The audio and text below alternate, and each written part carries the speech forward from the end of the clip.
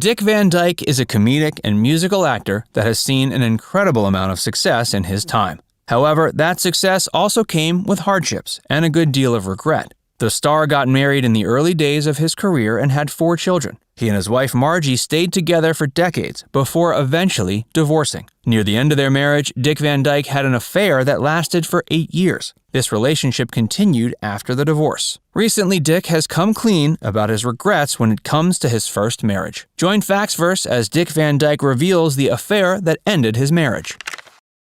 Dick Van Dyke was born December 13, 1925. His career has lasted for over 7 decades, and he's still working today at 95 years old. When Dick was young, he made the decision to drop out of high school and pursue a career in the U.S. Army Air Force. This was during World War II when volunteers were greatly needed. However, Dick came in underweight and was denied enrollment numerous times. But he kept trying. In his mind, if he pestered them long enough, they were inevitably going to give him a job.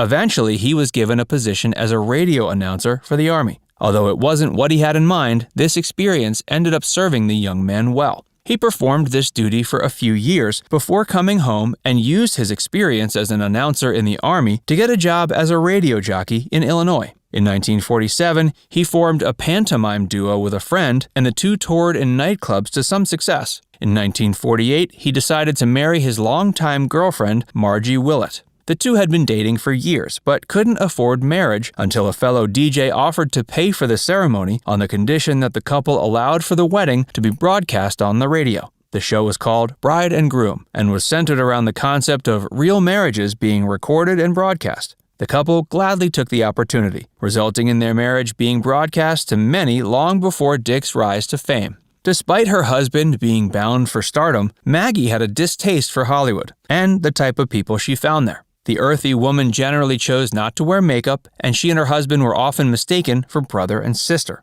Dick recalled once that Margie went to the store and purchased all the copies she could find of a particular magazine with her husband on the cover. When the cashier saw her strange purpose, he asked her if she was Dick's mother. This didn't go over well at parties, where Margie was often trampled over by other guests who assumed she was just some stranger. Despite their differences, Dick and Margie were together for many years. They had 4 children, and the family unit seemed stable and happy. Nearly a decade after the marriage, Dick was set to make his debut on Broadway. The show was The Girls Against the Boys, and Dick was nervous. He had gotten the lead after auditioning for a minor role. He was chosen based on charisma alone, and had no experience whatsoever as a dancer. Thankfully, he proved to be a fast learner. He won a Tony Award for his performance, and many see this role as his big break. In 1961, Dick was given the lead role of his own CBS sitcom. Originally a role Carl Reiner had written for himself, Reiner opted out and suggested Dick as his replacement. Dick gladly accepted, and the rest is history. He portrayed the character of Rob Petrie, a comedy writer. A 23-year-old Mary Tyler Moore played his wife. The show was a major success, launching both of them into TV stardom. The show stayed on the air until 1966. Over the span of the show's run, Dick could be seen in a couple of notable roles on cinema screens as well. As a result of his incredible success on Broadway, Dick got the lead role in a film adaptation of Bye Bye Birdie in 1963. The musical had only debuted a few years prior and proved incredibly popular. The film adaptation gained Dick further mainstream fame. However, his next role is arguably the one he's become most known for. In 1964, Dick was added to the cast of Walt Disney's Mary Poppins in 2 separate roles. Not only did he play one of the main roles of Bert the Chimney Sweep, but he also played the villainous role of bank chairman Mr. Dawes. This musical adaptation of the British book series featured Dick in all of his singing and dancing glory, and it made him an icon. In 1971, he was given a new sitcom in the form of The New Dick Van Dyke Show. This show saw him return to working with the Dick Van Dyke Show's Carl Reiner. Although the show was often praised, it didn't get much traction with audiences. Dick considered the show an artistic failure a few years in and decided to end it after only 3 seasons. Over the course of the show's run, Dick began having increasing troubles with alcohol. He'd always been a drinker, but the 70s saw him become a full-blown alcoholic. At the same time, his wife was secretly becoming increasingly dependent on prescription meds. The two eventually overcame their problems, but not before being driven apart. Hey, if you're enjoying this video so far, be sure to hit the like button and subscribe to Factsverse if you haven't already. Dick Van Dyke has always said he tried his best to be a positive role model for his 4 children, but his alcohol dependency often made this a difficult task. He has said he suffered from alcohol dependency for 25 years before eventually confronting his problem and seeking help. He decided to go to a rehab clinic. Inspired by her husband, Margie checked into the rehab clinic for her own substance abuse issues soon after him. Dick has said he believes he and his wife were seeking out drugs and alcohol as a means to cope with their failing marriage. Soon after rehab, the two took long breaks from being around each other. As their relationship grew apart, Dick began to become romantically involved with his agent's secretary. She was a struggling actress named Michelle Triola. While Margie always hated Hollywood, Michelle loved it. Dick got along with Michelle in a way he never managed to get along with Margie, and that ultimately led to an affair with Michelle. Although he and his wife hadn't been getting along, Dick recalls writhing in guilt as he got deeper and deeper into his extramarital relationship with Michelle. The affair lasted 8 years before Dick's divorce from Margie was finalized in 1984. Afterwards, he and Michelle maintained a romantic relationship until her death. Since his trip to rehab, Dick has said he has relapsed into alcoholism numerous times. However, his battle with these demons came to an end one day when the taste of alcohol just randomly began making him ill. In 2008, Margie died after being diagnosed with pancreatic cancer. The two had maintained a close relationship since their divorce, and Dick was devastated when he heard the news. Only a year later, Michelle was diagnosed with lung cancer. She died soon after, spending her final days in a coma as the broken-hearted Dick sang her goodbyes. Soon after Michelle's death, he began dating Arlene Silver. She was a makeup artist who Dick met at the Screen Actors Guild Awards dinner. The couple made headlines when the press got wind of the fact that Dick was 46 years older than his new girlfriend. However, this age gap didn't stop the two from getting married in 2012. Although Dick's loved ones were initially skeptical of their father's much younger new wife, she eventually won them over. The two have been successfully married since, and Dick has continued to find work in Hollywood. After nearly a century, Dick has lived long enough to see many of his contemporaries and loved ones pass on. He holds a lot of regret about his nearly 40-year marriage to Margie, but that doesn't stop him from doing his best with his current one. Dick has learned it's important to be able to relate to the person you're trying to spend your life with. At 95, Dick Van Dyke is one of Hollywood's most veteran performers. Over the course of his career, he has performed many iconic roles. Sean Connery was born August 25, 1930, in Edinburgh, Scotland. He was initially a small child, but began going through rapid growth spurts starting at age 12. At the age of 14, he began his womanizing ways. As legend has it, the future star lost his virginity to a female ATS officer. By the time he was 18, he had reached his adult height of 6'2" and had developed his signature good looks. Sean joined the Royal Scots Navy at age 16, though he was discharged at age 19 after suffering from a duodenal ulcer. After being discharged, he performed menial jobs before eventually becoming an artist's model. Once realizing there was money to be made from his good looks, he became interested in bodybuilding. As a bodybuilder, Sean became a winner of the Mr. Universe contest. Some sources claim he won the contest in 1950, others claim he won in 53. Either way, the results were the same. Sean gradually became disinterested in bodybuilding as people became more interested in muscle mass and less interested in athletic abilities. He then switched over to playing football for a time before eventually deciding he wanted to become an actor. Although he later became known as a film star, he started out acting on stage. His first role was in a production of South Pacific. In 1957, he was given his first credited role on screen in the film No Road Back. But he didn't get his big break until several years later, playing James Bond in the 1962 film Dr. No. That role made Sean a star overnight, and he went on to star in 6 more films as the character. After his 7th James Bond film, Sean decided to give up the character, but he continued acting in films for many more decades and maintained ubiquitous celebrity status until his death in 2020. Like the character of James Bond, Sean Connery was a successful womanizer during his day. Although he was only married twice, he had numerous affairs. Some of these were with actresses who played Bond girls, such as Lana Turner. Some of them occurred while Sean was married to other women, while plenty others occurred in between or before his 2 marriages. Many of the women Sean found himself engaged in romantic affairs with during his lifetime were actresses he was working with on the set of his films. One such actress was Jill St. John, who appeared alongside Sean in the 1971 Bond film Diamonds Are Forever. Jill played the role of Tiffany Case and became the first American Bond girl in the franchise. Sean dated Jill while he was separated from his first wife, although the two were technically still married. Sean also dated another Bond girl from Diamonds Are Forever, actress Lana Wood. Lana was the sister of Natalie Wood and played the character of Plenty O'Toole in the film. Lana later said the two were trying to keep their romance a secret from the filmmakers, which became difficult when it came time to film their love scenes. Not all of the actresses Sean Connery dated were Bond girls. Sean was said to have dated actress Carol Mallory after a mutual friend who was a Hollywood producer introduced them. Sean was married at the time, and Carol later expressed she wasn't too happy about the fact that she had to sneak around every time the two met up. However, that isn't the only thing Carol later expressed dissatisfaction with when it came to their affair. According to Carol, Sean didn't have much respect for women. This shouldn't come as a surprise to those who are familiar with the late Scottish actor's supposed views regarding domestic violence.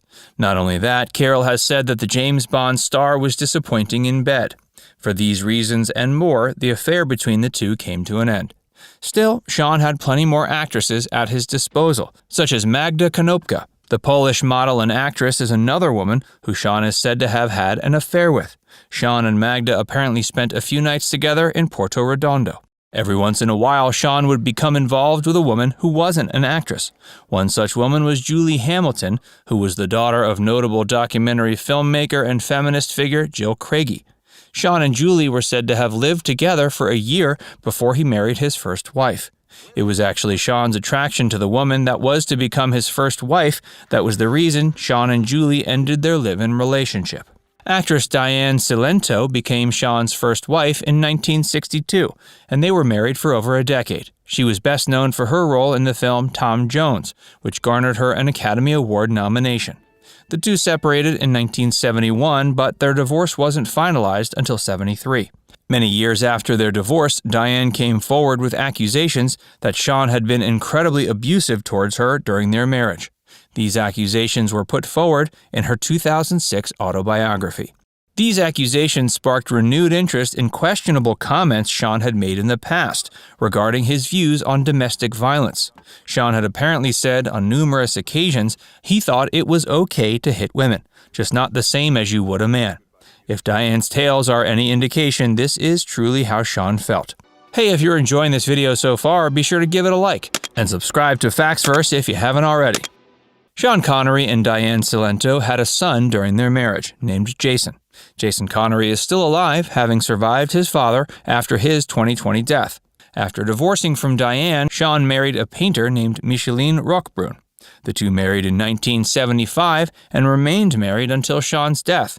However, Sean was said to have had many extramarital affairs. The most notable was with pop singer Lindsay DePaul. The two met in 1989 at a party both Sean and his wife were attending. Apparently, Lindsay was sitting next to Micheline on a sofa when Sean slipped her his number. The affair was said to have lasted for a few months, but ended abruptly after Sean simply decided to never call Lindsay back one day. Many years later, Lindsay expressed regret for being involved with Sean after his views on domestic violence were called into question. The affair made headlines, but the attention didn't seem to harm Sean's marriage. Before his death, Sean publicly expressed he no longer believed it was right for a man to hit a woman. However, this reversal had arguably come far too late in the game for many of his detractors. Sean had made many public remarks expressing the opposite sentiment to numerous media outlets during his life, and only seemed to change his mind once fans started critiquing him. Sean officially retired from acting in 2006 after the failure of 2003's The League of Extraordinary Gentlemen. The actor had famously been offered the role of Gandalf in Peter Jackson's The Lord of the Rings trilogy, but turned it down. The failure of The League of Extraordinary Gentlemen humiliated him, and the actor had finally had enough after over half a century in the industry. He spent his remaining years alongside his wife in the Bahamas. He was said to have died peacefully in his sleep October 31, 2020, though he had apparently been suffering from dementia for several years. At the time of his death, he was 90 years old. The official cause of death was a combination of pneumonia and heart failure. After Sean passed away, his ashes were cremated and scattered around Scotland. Elizabeth Montgomery was an actress who rose to fame portraying main character Samantha Stevens on beloved supernatural 1960s sitcom Bewitched. While the character of Samantha was a loving and faithful wife to her mortal husband on the show, the actress who played her didn't always mirror these qualities in real life. Elizabeth was married to 4 different men over the course of her life, with one of those being the show's producer, Bill Asher. During production, Elizabeth started up an affair with one of the series' directors that caused both her and the director's current marriages to come to an end. Join Facts First as we explore how Elizabeth Montgomery destroyed 2 marriages with her affair during Bewitched. Fans of the sitcom Bewitched might be surprised to learn that leading actress Elizabeth Montgomery started up an affair during the show's production that caused 2 separate marriages to end.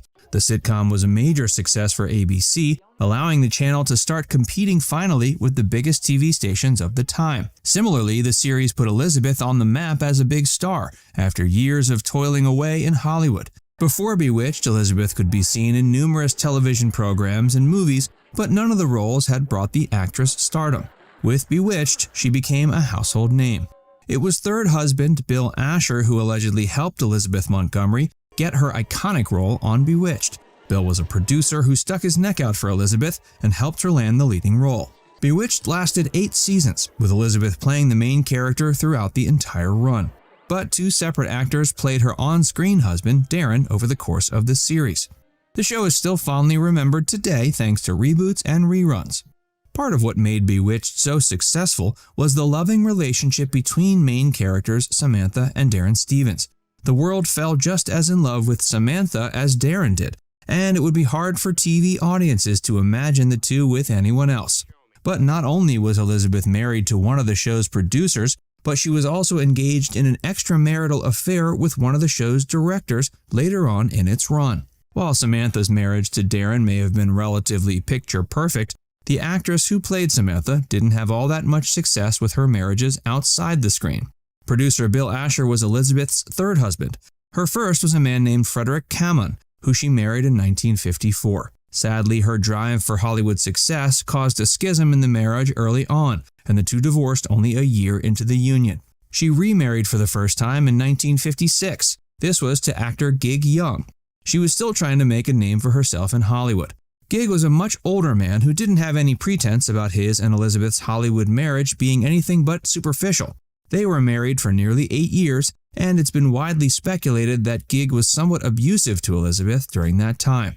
They divorced in 1963, and Elizabeth went on to marry Bill Asher that same year. In 1964, Bewitched premiered. Following his divorce from Elizabeth, Gig Young went on to remarry twice. In 1978, he killed himself and his 4th wife, who was a man named Kim Schmidt. The two had only been married for a few weeks. Elizabeth divorced third husband Bill Asher as a result of her affair during the production of Bewitched.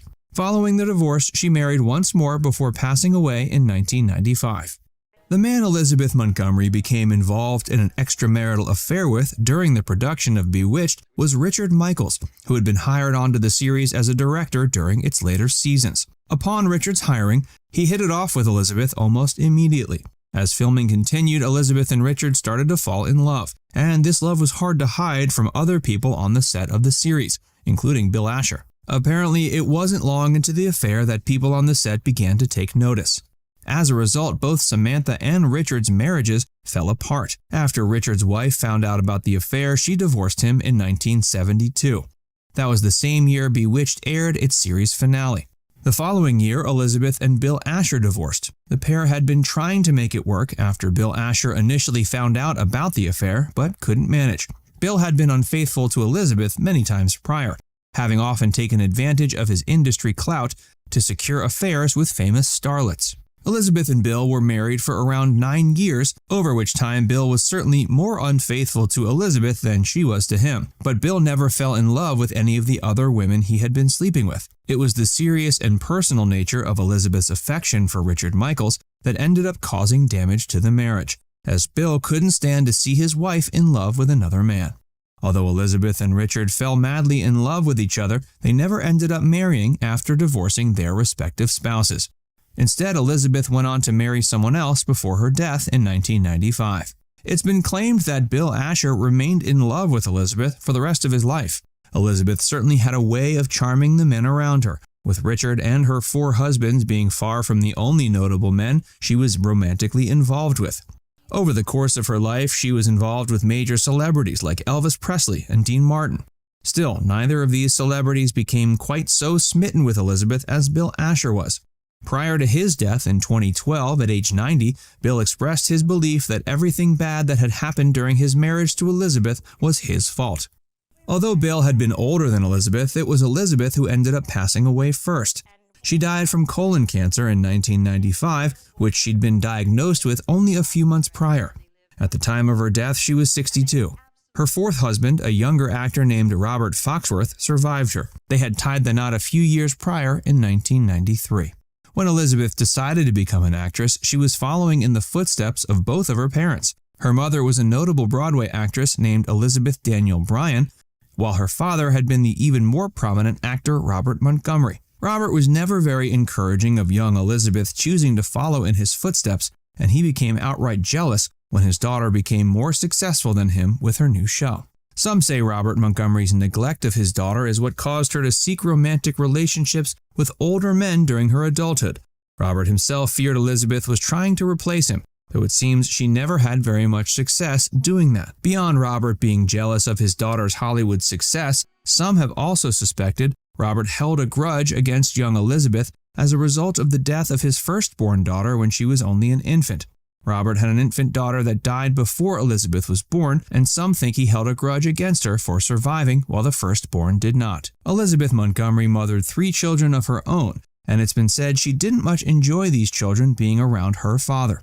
Many wondered why this was so, as it seemed as if Robert Montgomery was a stand-up citizen without much to hide. However, Elizabeth later shared that she didn't want her children to grow up around as cold and unloving of a figure as she had. A rocky start.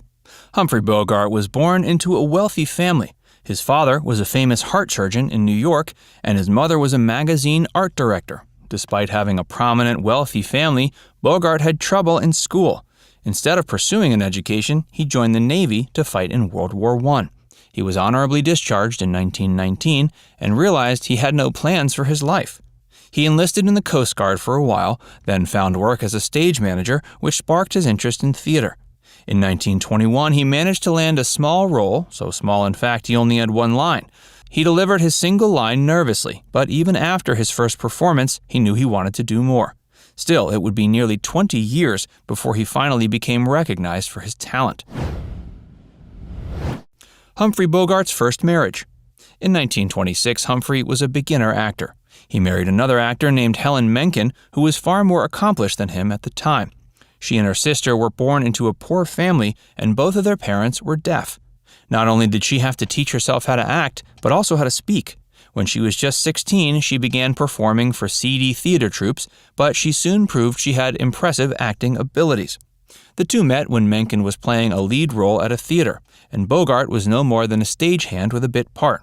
During the performance, a set piece fell on Menken, and she yelled and cursed at Bogart backstage for his failure. 3 months later, they were engaged. But the marriage withered, and Menken later claimed Bogart would hit and punch her. While nothing was ever confirmed, it's most likely that the two divorced because Menken was acting in a bold play called The Captive, which revolved around the subject of lesbianism. Not only was it extremely bold and taboo at the time, but Bogart began to suspect that Menken took the role because she was gay. The two divorced just a year after their marriage. Sadly, while Menken's career was booming when she married Bogart, her reputation was destroyed by the bold choice to perform in a play about homosexuality. His second marriage.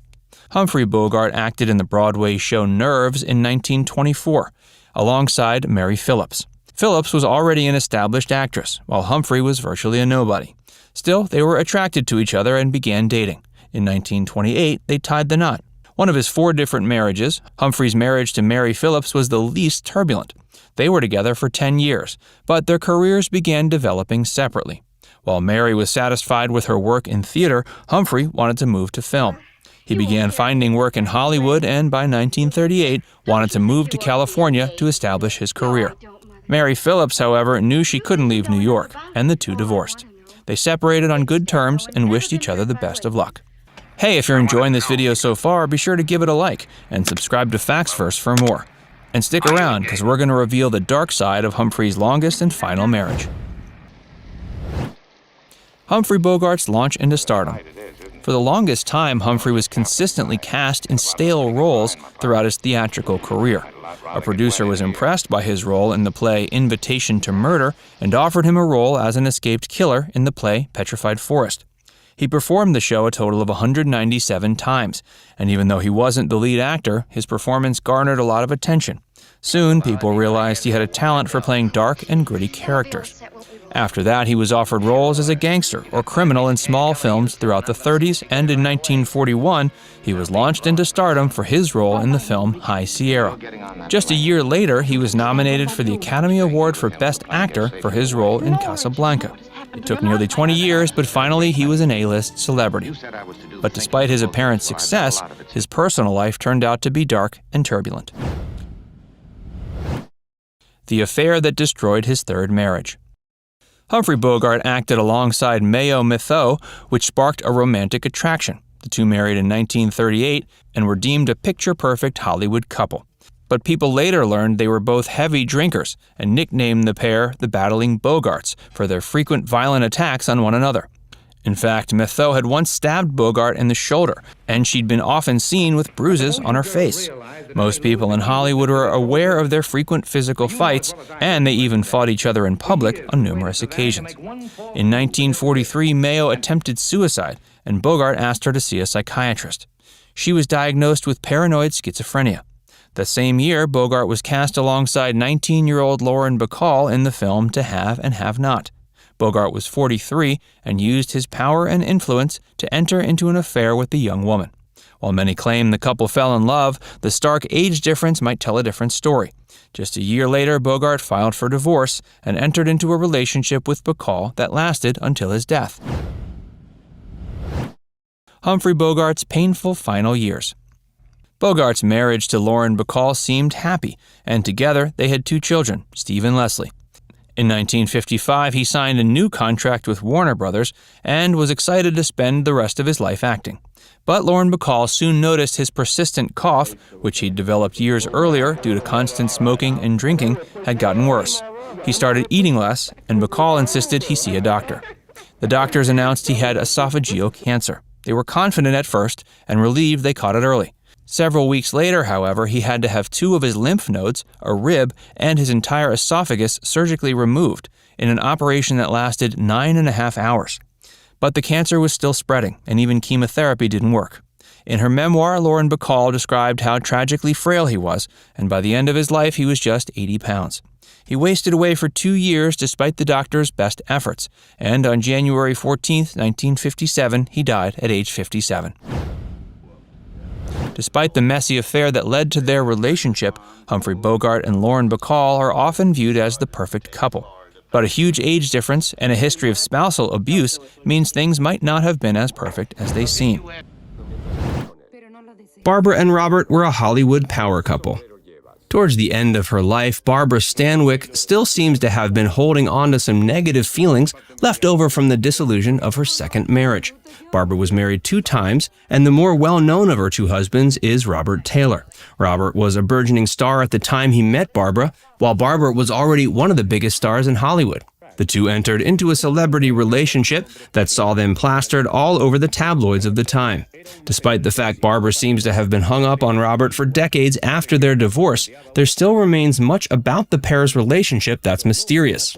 Stanwyck was one of the most popular actresses of Hollywood's golden age, having appeared in films like Double Indemnity and The Lady Eve.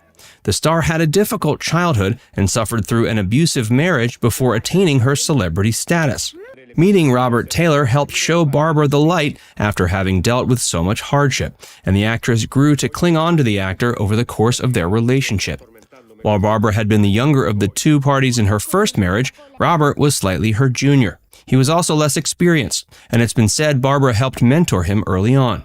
Barbara's first husband had been jealous of his wife's rising celebrity status during their marriage, while Robert was grateful to have someone to guide him.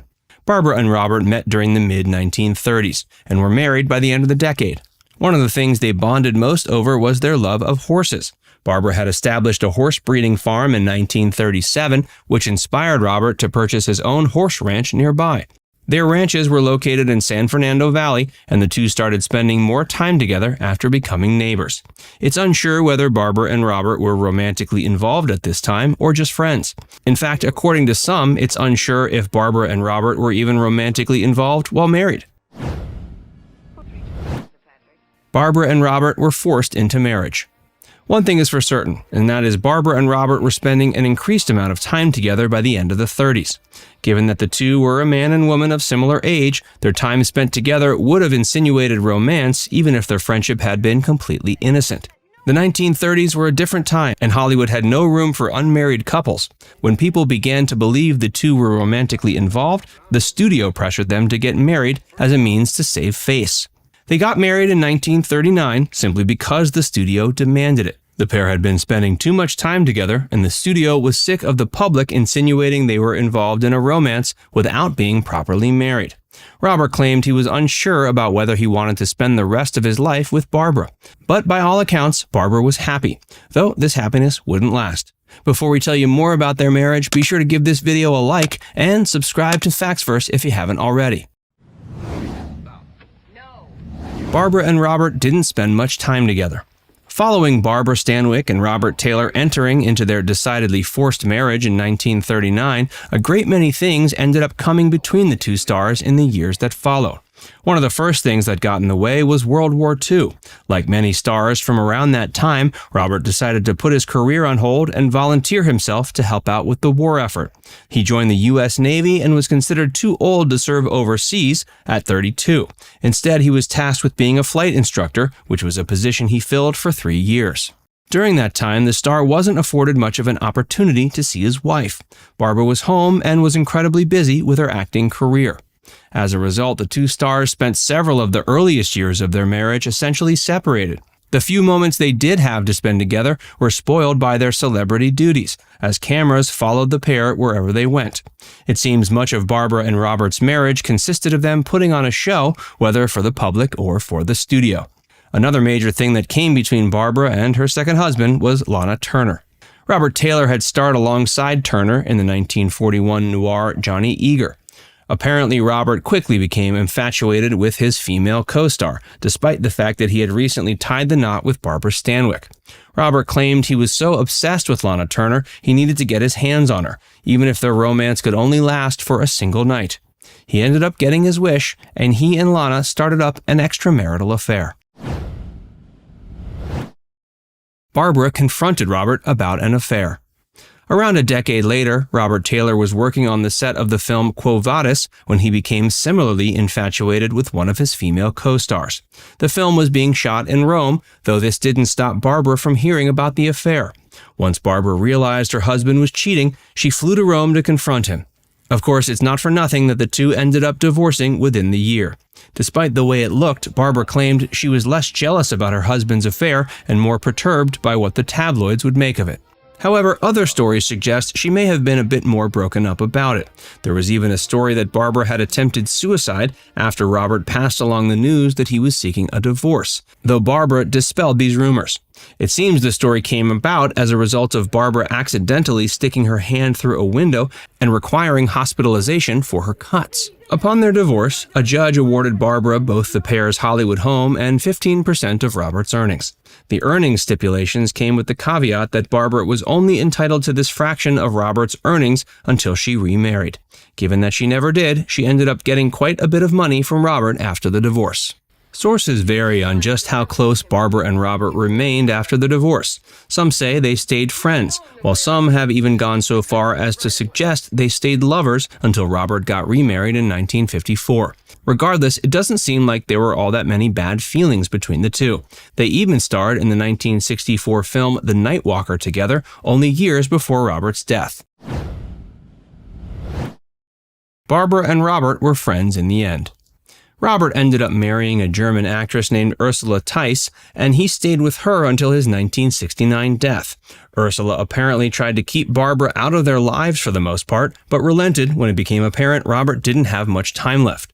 As Robert was laying on his deathbed, Ursula reportedly reached out to Barbara so she could come and say goodbye. Barbara could subsequently be found weeping at his funeral. Barbara spoke fondly about her second and final husband up until her own death in 1990. But many people continue to question what the true nature was of her and Robert's relationship. There are many who suggest the two were never truly romantic partners and only got together as a means to hide their respective sexualities from the public. Many believe that both Barbara and Robert were predominantly interested in members of the same sex. Some have even suggested they only lived together for a couple of months.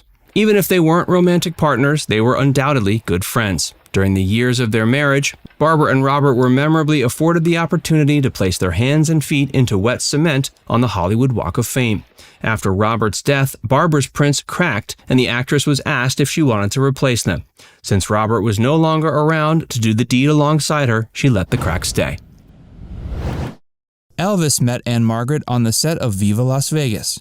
Is it any wonder that Ann-Margret and Elvis fell so hard for each other? For one thing, she was often referred to by the media as a female incarnation of the King of Rock and Roll. Both stars were sex symbols in their own unique ways, were immensely talented in the music department, and possessed undeniable star power and magnetic charisma. They seemed perfectly suited for each other. When George Sidney, director of Viva Las Vegas, introduced the two on the set of his 1964 film, Elvis was already a big star, and Ann-Margret had then found the success she was looking for with movies like Bye Bye Birdie. In her 1994 memoir, My Story, Ann-Margret revealed that her affair with the man from Tupelo felt almost like an inevitability almost immediately after they met. She wrote that she and Elvis were indeed soulmates, at least in her eyes. They were both shy on the outside, but unbridled and wild within. They both lived their lives on the edge and could be equally prone to self-destruction in their own ways. Both had remained childlike and emotionally dependent despite their immense fame and meteoric rise to the top. Arguably, the two young stars might just have been a bit too similar for the king's tastes. He had very conservative, old-school ideas about things like marriage and gender roles, and because of this, he and Ann-Margret clashed on the set of Viva Las Vegas, after rumors started going around that he harbored professional jealousy towards her. She could be very assertive and was keenly focused on her career, and that wasn't exactly what he was looking for in a woman. Priscilla was furious over the affair. There was one pesky little problem with Elvis and Ann-Margret's relationship. The king was already engaged. Priscilla, who was 18 at the time, was still living at Graceland, eagerly awaiting their planned marriage. While Priscilla knew full well that Elvis had a bit of what could be called a wandering eye, she admitted to feeling especially threatened by her fiancé's relationship with Ann-Margret when she penned her 1985 memoir, Elvis and Me. In the book, she recalled a time she picked up a flower vase and threw it across the room when Elvis finally admitted his covert affair with his co-star. Elvis's youthful future bride was so inflamed over the affair that Elvis wondered if he should ship her back to Germany for a bit to give her the chance to cool down.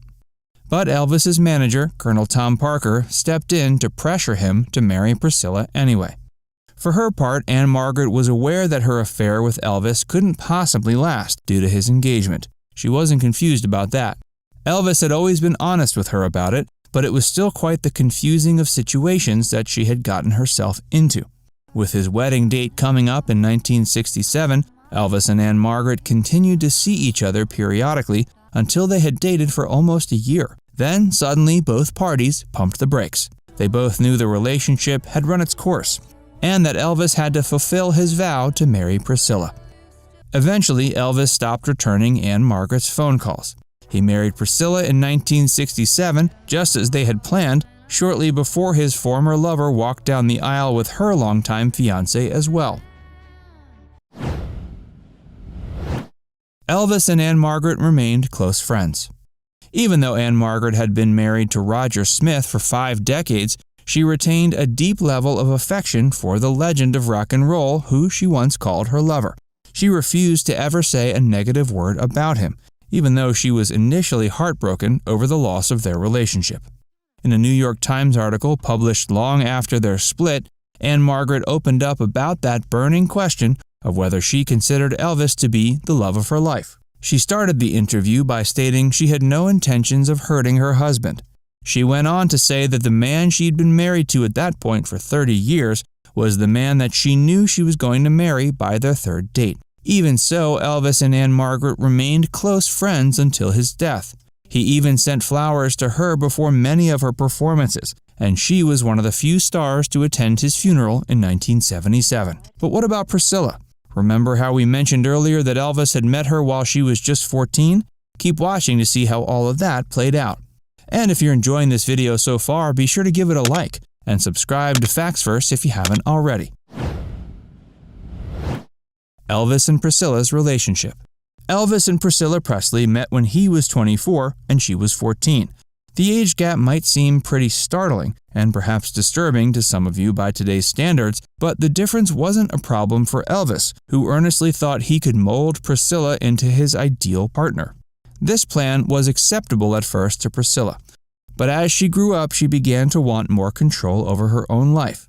Elvis was stationed in West Germany during his time in the Army. In 1959, Priscilla arrived in the country after the Air Force transferred her father there.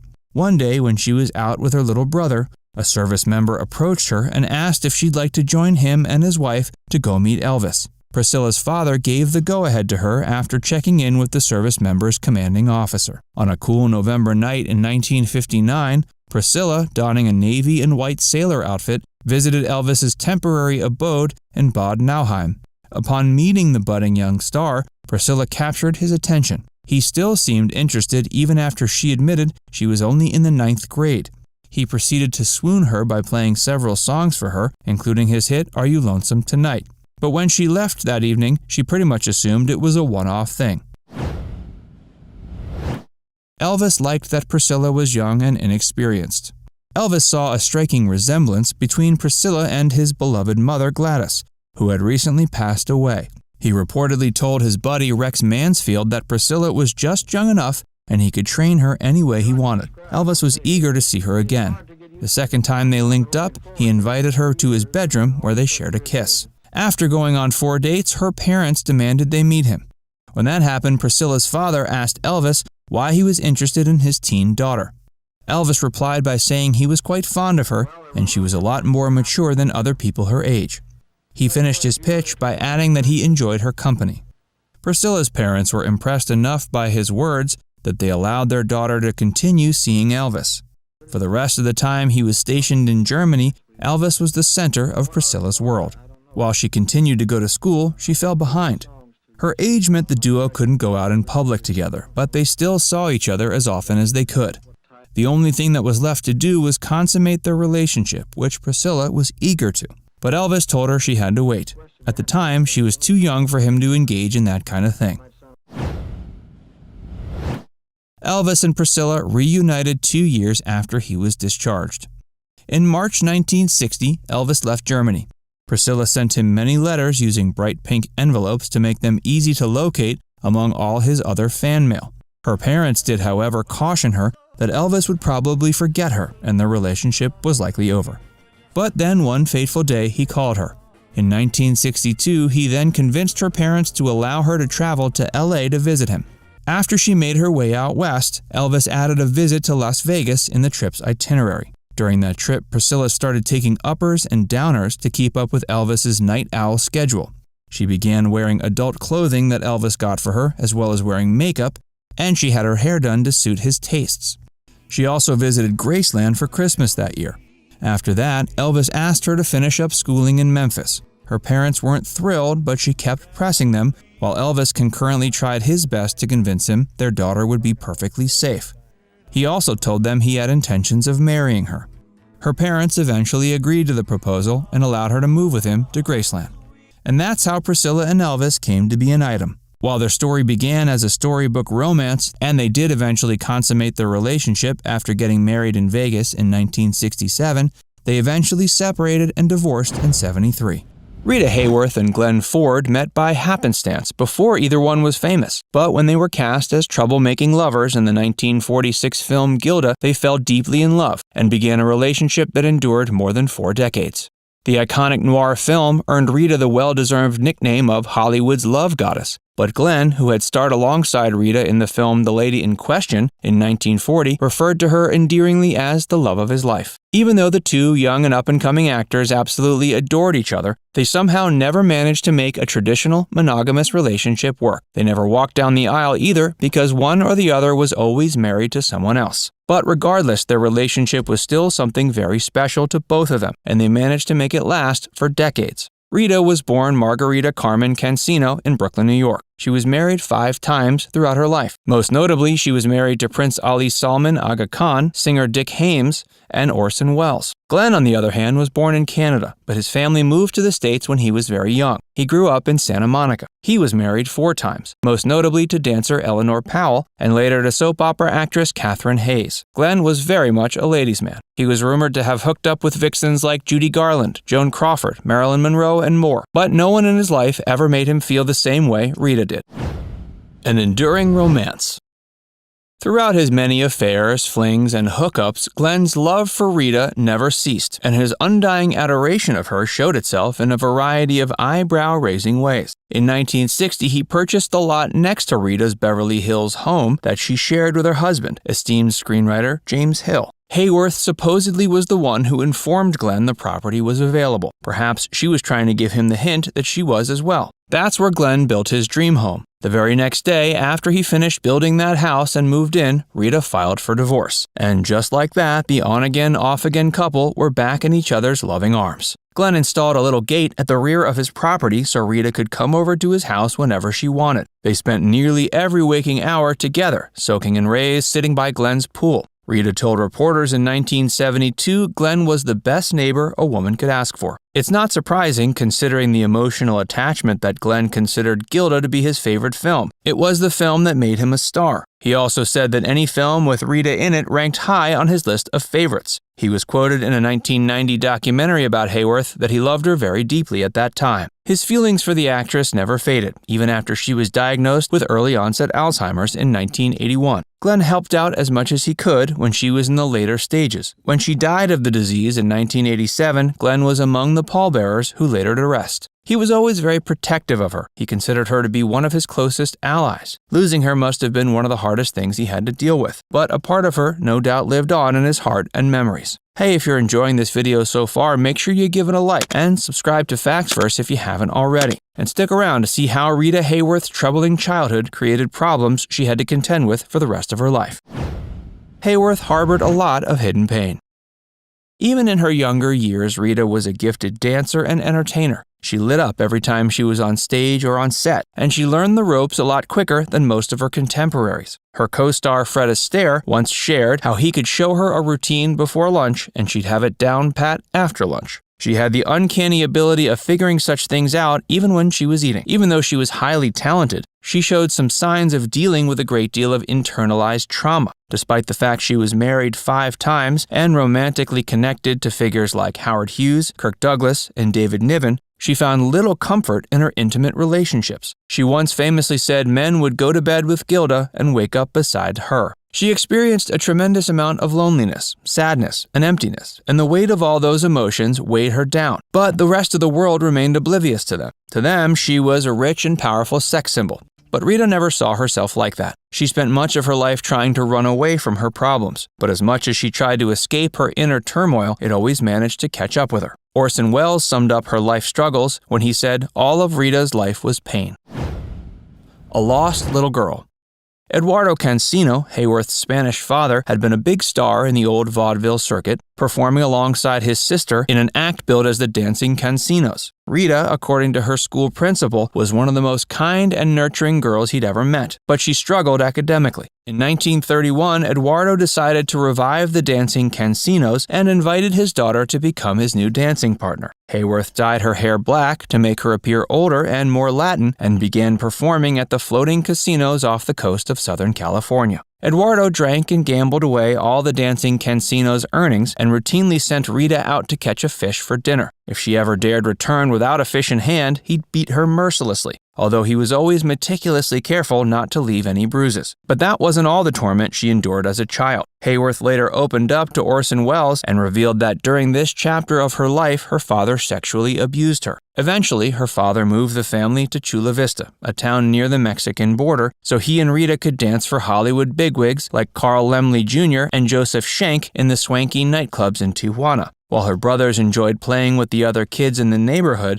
Hayworth never partook in their games, instead preferring to sit alone on the front porch, staring off into the distance. Rita's old neighbor, Loretta Parkin, used to peek into the Cancino's living room to catch a peek of Margarita practicing her dance routine with her abusive father. He'd often yell at her and call her names when she wouldn't follow his instructions to a T, but Rita never talked back. She simply did the routine over and over until he was satisfied. Rita wasn't allowed to go to school. She had no friends, no one to confide in. All she ever did was sit. All day she'd sit silently on the porch until it was once again time to go to Tijuana.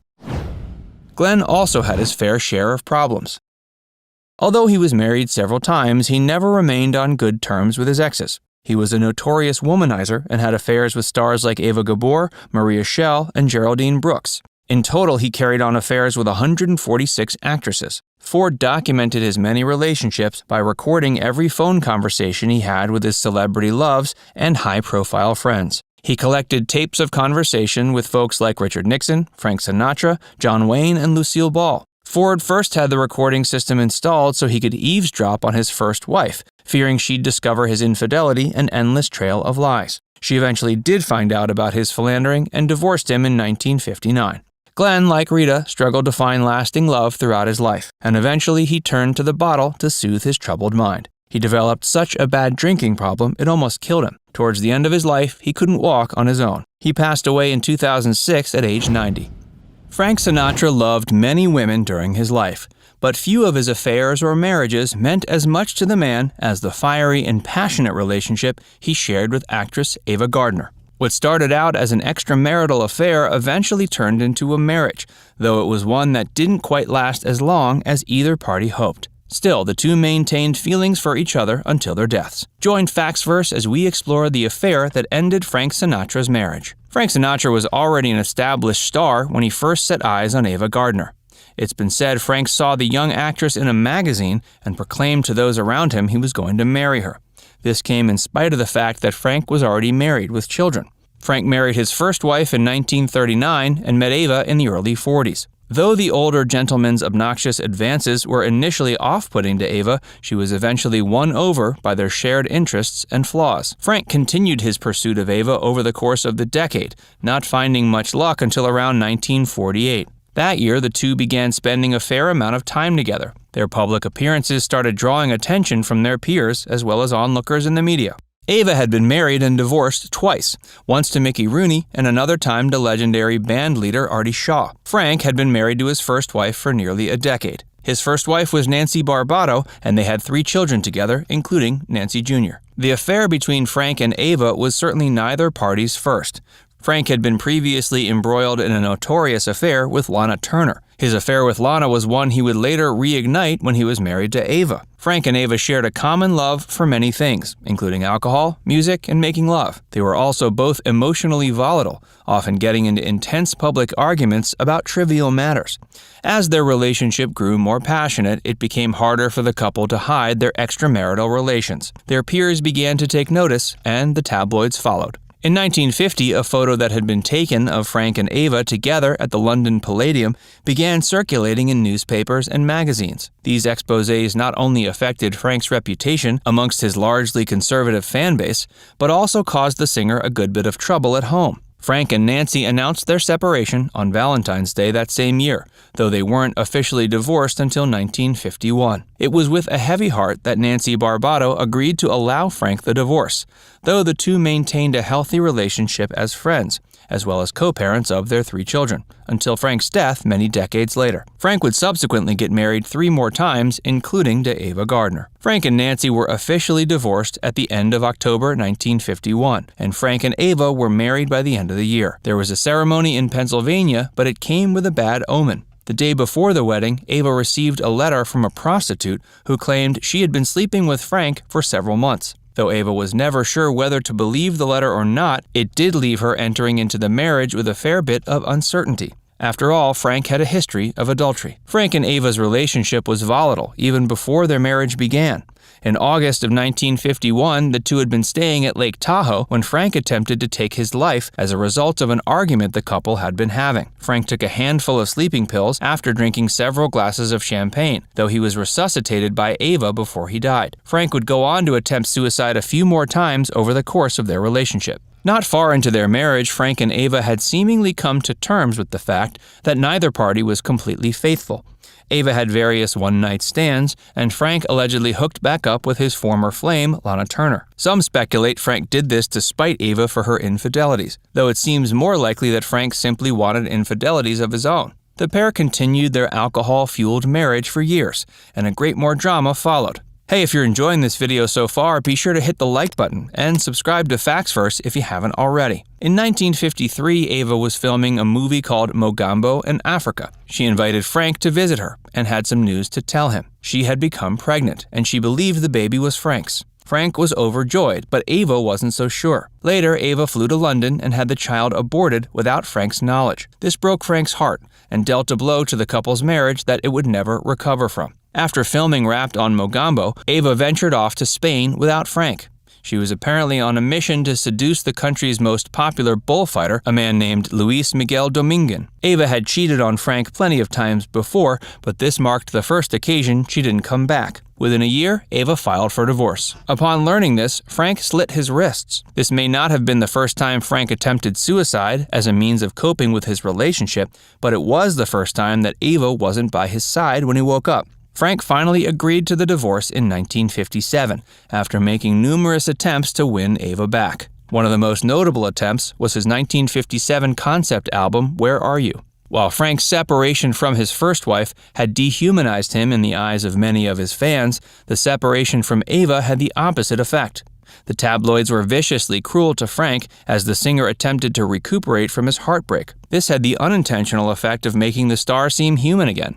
The 1950s also saw Frank successfully venture into dramatic acting, having won an Academy Award for Best Supporting Actor for 1953's From Here to Eternity. Although Frank and Ava were officially divorced in 1957, the relationship didn't end there. The two kept in contact over the years and continued to view each other as friends. Frank attempted to rekindle the flame between them in 1965.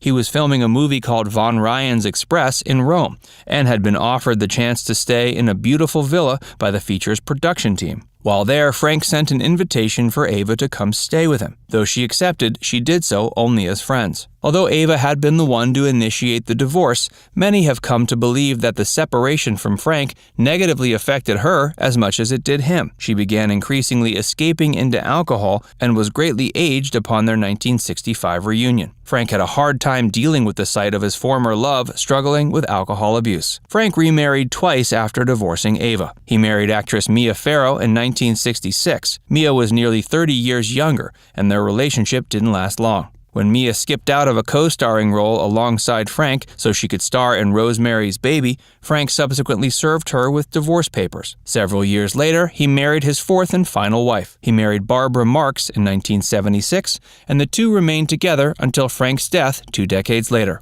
Despite the fact this turned out to be his longest marriage, Barbara never got along with Frank's kids. Barbara infamously kept Frank's kids out of the loop during his final days, making very few efforts to call and inform them their father was on his deathbed. Despite the fact that Frank technically moved on, he never truly forgot about Ava. He sent her a bouquet of flowers every year after their divorce until her death in early 1990. Ava had previously suffered from a stroke and had lost the ability to speak, but that didn't stop Frank from calling her on the phone sometimes and speaking enough for the both of them. It was reported Frank called Ava a lot during her final days, though Ava wasn't able to speak back. Ava passed away January 25, 1990. She was 67. Frank died a little over 8 years later. He had suffered a heart attack in 1997, after which he stopped making public appearances. He suffered from numerous other health problems in his final days, including high blood pressure, bladder cancer, and pneumonia. And it was believed his many years of taking antidepressants had caused some symptoms that resembled dementia. All these issues came to a head in 1998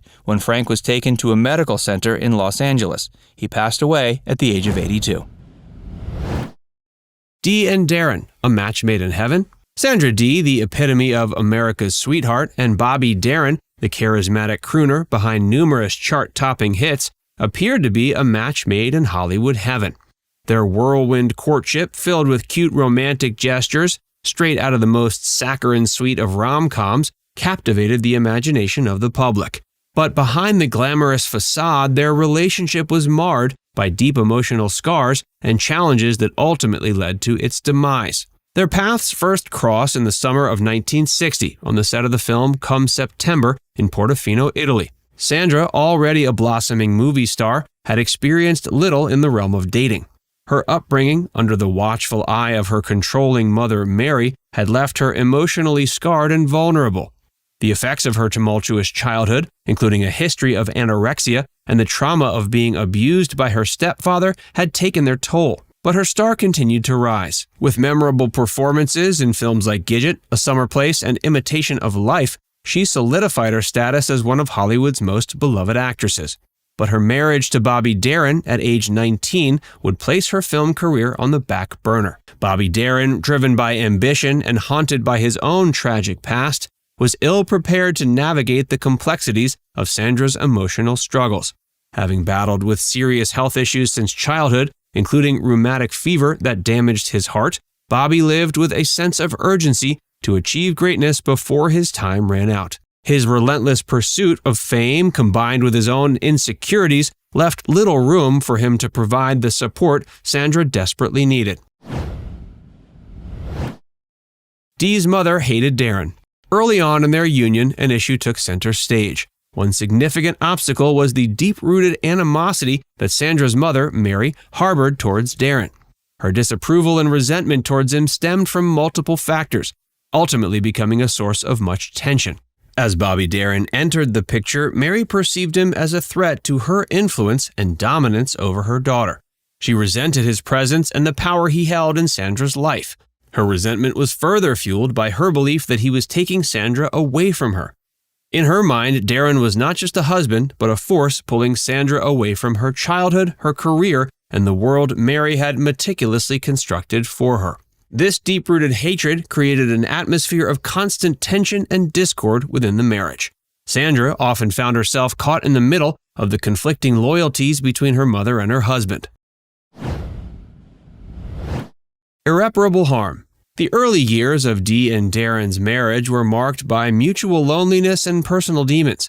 Sandra, feeling isolated and neglected, sought solace in heavy drinking and gambling, seeking a temporary escape from her emotional turmoil. Tragically, her eating disorder took a toll on her physical well-being, resulting in a series of heartbreaking miscarriages that added to their shared pain. The cracks in their relationship began to widen as Bobby's jealousy and Sandra's increasing restlessness tore them apart. Accusations of infidelity and dramatic headline-grabbing scenes became commonplace.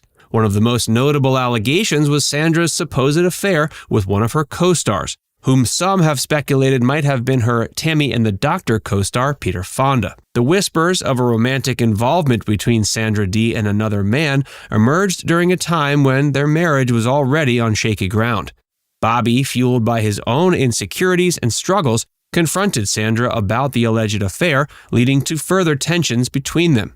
While the exact details of the alleged relationship remain speculative, the mere mention of Sandra's association with someone else was enough to deepen the ever-widening fissures in their already fractured marriage. The impact of the affair can't be underestimated. It was a pivotal moment that exacerbated the mistrust and doubts that plagued their relationship. Although Sandra maintained that the alleged affair was inconsequential, Bobby's jealousy and fear pushed them further and further apart. Despite several attempts at reconciliation, their marriage finally ended in 1967, with divorce serving as the final blow. Their story continued. In the aftermath of the separation, both Sandra Dee and Bobby Darin faced their own individual struggles. Sandra battled addiction, seeking solace in high-potency stimulant medications prescribed by her doctor. Bobby, haunted by his own demons, continued to pursue his music while grappling with his declining health. Tragically, he passed away in 1973 at age 37, leaving behind a devastated Sandra, who never fully recovered from the loss. Oddly enough, it was the aftermath of their divorce and the shared responsibility of raising their son, Dodd, that brought Sandra and Bobby closer than they'd ever been as a married couple. Sandra, burdened by years of silence, finally confided in Bobby about the abuse she had endured at the hands of her stepfather. The revelation brought tears to Bobby's eyes as he confronted the extent of the pain Sandra had carried throughout their marriage. In his declining health, Bobby sought solace and companionship in Sandra's presence, despite past grievances. His repeated returns, always accompanied by illness, served as a testament to the lingering connection they shared. Sandra, devastated by Bobby's death after heart surgery in 1973, never truly recovered, and her son Dodd witnessed the profound impact it had on her. Despite the challenges they faced individually and as a couple, Sandra Dee and Bobby Darin's story is not solely defined by tragedy. Their love had moments of tenderness and connection. Dodd Darin, the product of their complicated relationship, emerged as a beacon of hope and resilience. Breaking free from the shadows of his parents' troubled past, Dodd found love, got married, and became a devoted father. He also played a pivotal role in helping Sandra achieve a measure of sobriety, offering support and understanding as she fought her inner demons. Though Sandra never remarried, she found solace in the love of her family, especially her granddaughter Alexa. In a recent interview, Dodd recalled the profound impact Sandra had on his daughter, stating that he was fortunate to witness the bond they shared before Sandra's passing in 2005. Alexa, inspired by her grandmother's strength, likewise continues to carry Sandra and Bobby's legacy forward, their story serving as a constant reminder of the resilience of the human spirit. The tumultuous affair and subsequent downfall of Sandra Dee and Bobby Darin's marriage serve as a cautionary tale of the often unseen challenges faced by those in the spotlight. Their individual struggles, shaped by tragic pasts and personal demons, cast a long shadow over their relationship. Yet amidst the pain and heartache, there were moments of genuine connection, love, and vulnerability that shaped their journey. Now it's time to hear from you. How do you think Sandra Dee's traumatic past and the influence of her mother impacted her ability to form a healthy and lasting relationship with Bobby Darin? Let us know in the comments section below.